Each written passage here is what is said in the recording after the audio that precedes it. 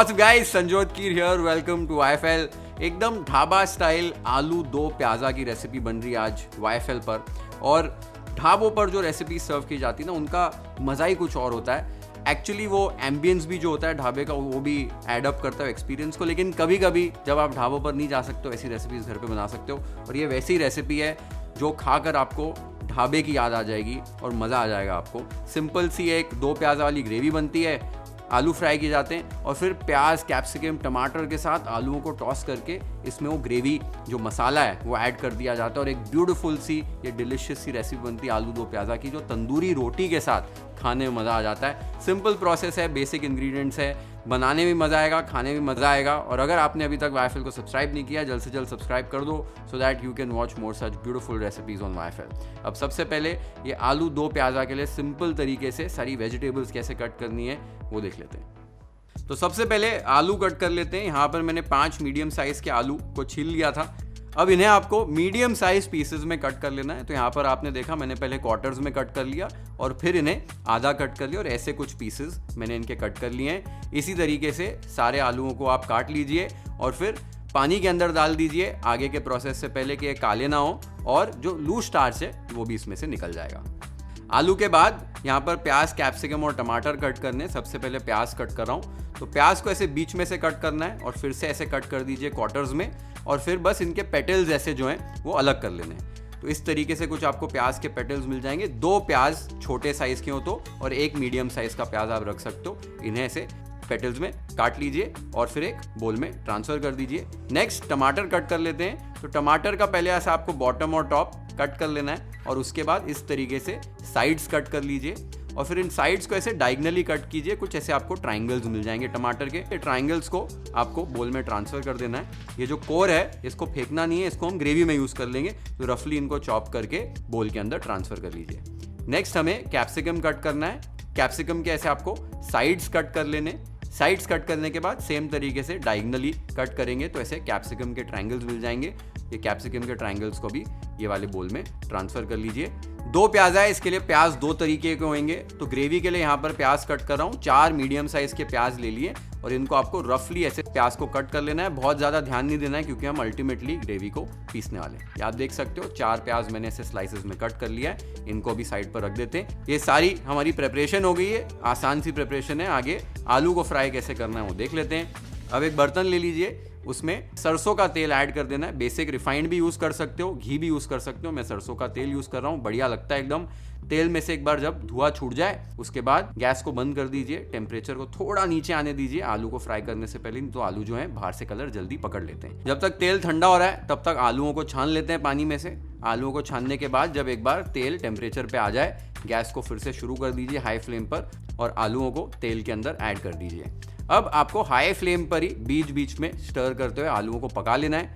आलू जो है बाहर से लाइट गोल्डन ब्राउन रंग के हो जाने चाहिए और कंप्लीटली पक जाने चाहिए क्योंकि बाद में हम इन्हें ग्रेवी में बहुत ज़्यादा पकाने नहीं वाले हैं। तो आलूओं को अच्छे से बीच बीच में स्टर करते हुए जब तक ये पूरी तरीके से पक जाएं तब तक पका लीजिए। ये आप देख सकते हो आलूओं पे रंग चढ़ चुका है, ये हल्के से क्रिस्पी भी हो गए। इन्हें चेक कर लेते हैं। आप देख सकते हो अच्छे से पक गए हैं। इन्हें अभी छान कर एक बोल में आपने ट्रांसफ़र कर देना है। आलूओं को ट्रांसफ़र करने के बाद ये जो तेल है ना, तेल को छान लेंगे और इसी तेल को आगे यूज़ कर लेंगे ग्रेवी बनाने में भी और बाद में फाइनल फिनिशिंग करने में भी। तेल को मैंने यहाँ पर छान लिया है। अब इसकी ग्रेवी कैसे बनानी है वो देख लेते हैं। सेम बर्तन में मैं आधा जो तेल हमने छान लिया था वो ऐड कर दिया है। तेल एक बार गर्म हो जाए तब इसमें कुछ मसाले हमने ऐड करने हैं। आधा टीस्पून जीरा, 1 इंच दालचीनी का टुकड़ा, 2 हरी इलायची, 1 बड़ी इलायची, 3 लौंग, 4 से 5 साबुत काली मिर्च और 1 तेजपत्ता। ये सारे मसालों को थोड़ा सा क्रैकल होने दीजिए, इनका फ्लेवर जो है तेल में आ जाएगा।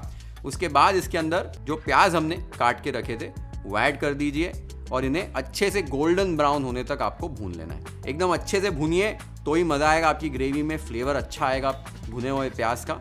एक बार कुछ इस तरीके से प्याज अच्छे से गोल्डन ब्राउन हो जाए तब इसके अंदर 8 से 10 कलियां लहसुन की, 2 इंच अदरक, 2 हरी मिर्ची, थोड़े से धनिए के डंठल डालिए, बहुत अच्छा फ्लेवर आता है। जो टमाटर हमने काट के रखा था वो ऐड कर दीजिए और टेस्ट के हिसाब से इसमें नमक ऐड कर दीजिए। सारी चीज़ों को आपको अच्छे से स्टर कर लेना है और टमाटर आपके पक जाएं, गल जाएं, तब तक पका लेना है। लगभग 3-4 मिनट में टमाटर गल जाते हैं। अगर आप चाहें तो इसमें थोड़ा सा गर्म पानी ऐड कर सकते हैं टमाटरों को गलाने के लिए। पानी गर्म डालना है, ठंडा मत डालिए। हमेशा मैं गर्म पानी ऐड करता हूँ। टमाटर जब तक गल जाएं इन्हें अच्छे से पका लीजिए। आप चाहें तो इसको ढक कर भी गला सकते हैं। जब तक टमाटर गल रहे हैं तब तक दही का एक मिक्सचर बना लेना है। एक बोल के अंदर आधा कप दही ले लीजिए, साथ में 1 टेबलस्पून कश्मीरी लाल मिर्च पाउडर, 1 टीस्पून तीखी वाली लाल मिर्च पाउडर, 1 टेबलस्पून धनिया का पाउडर, 1 टीस्पून जीरा पाउडर और 1/4 टीस्पून हल्दी ऐड कर दीजिए और अच्छे से फेंट लीजिए। इस स्टेज पर ध्यान देना, दही एकदम स्मूथ हो जाना चाहिए, इसमें गुठलियाँ नहीं होनी चाहिए।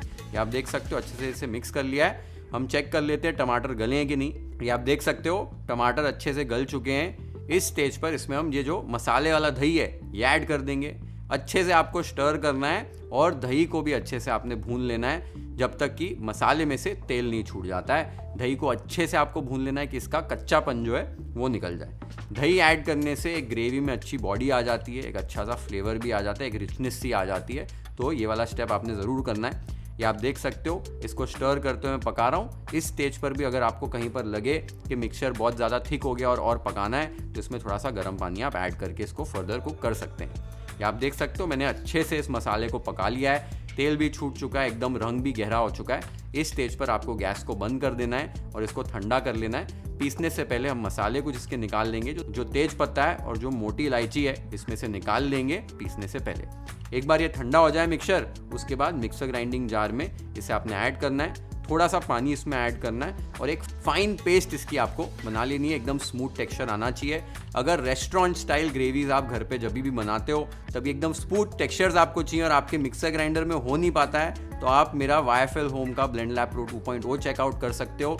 इसकी 1200 वॉट की एकदम पावरफुल मोटर है और जो प्रिसिशन इंजीनियर्ड ब्लेड्स हैं इसकी वजह से सारी चीज़ें अच्छे से पीस सकते हो। एकदम परफेक्ट टेक्सचर, एकदम परफेक्ट कंसिस्टेंसी मिलेगी और आपको मज़ा आ जाएगा इसमें चीज़ें ग्राइंड करने में। ये अभी अवेलेबल है yflhome.com पर और अमेजोन पर। आप अभी के अभी जाके इसको चेकआउट कर सकते हैं। लिंक नीचे डिस्क्रिप्शन बॉक्स में मेंशन कर दिया है।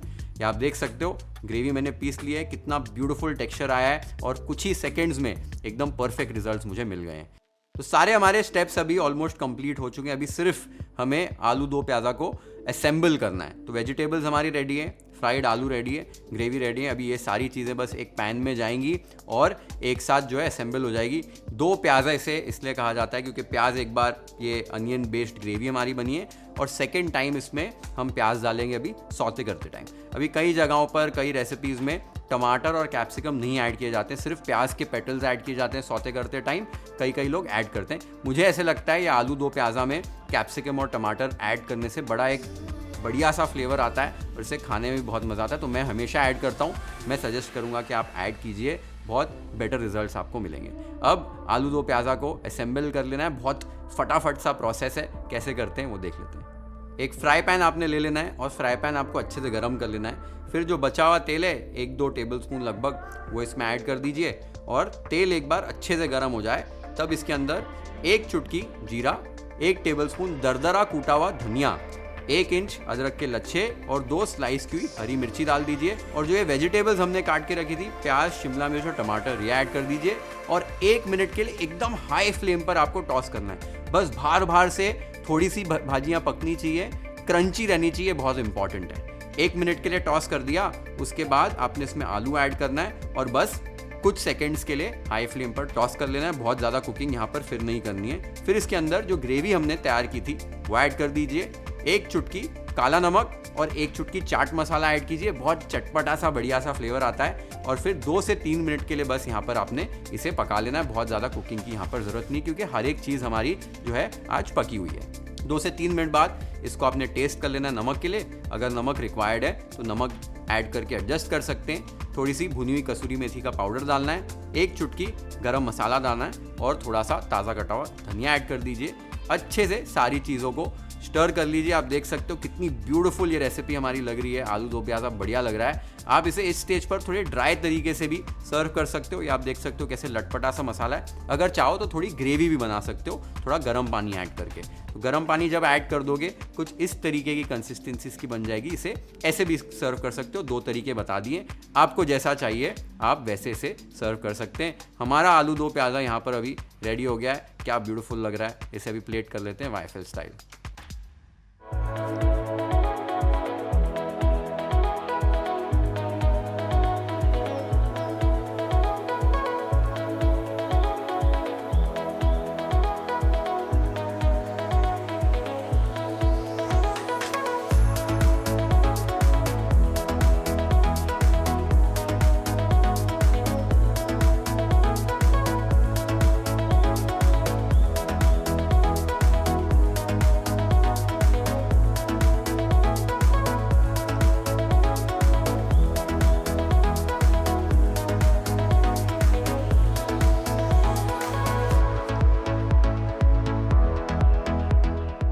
सुपर्ब रेसिपी बनी है, इतनी डिलिशियस, और तंदूरी रोटी के साथ जो इसको खाने में मज़ा आया ना, आपको ट्राई ज़रूर करनी पड़ेगी। रेसिपी ज़रूर ट्राई करो ये रेसिपी अपने घर पे, और मुझे कमेंट्स में बताओ आपको ये रेसिपी कैसी लगी। Share this video with your friends and family, hit the like button if you like this recipe, follow and subscribe to YFL if you haven't yet. Have an amazing time with this beautiful recipe at your home. Cheers.